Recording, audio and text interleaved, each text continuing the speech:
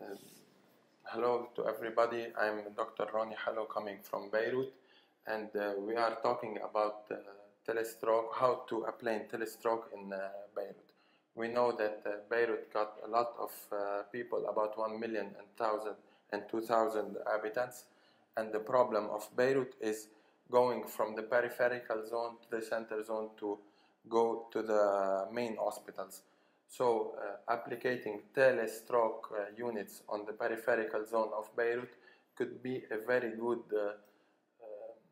chance for patients to reach the good treatment in the lower time. Thank you.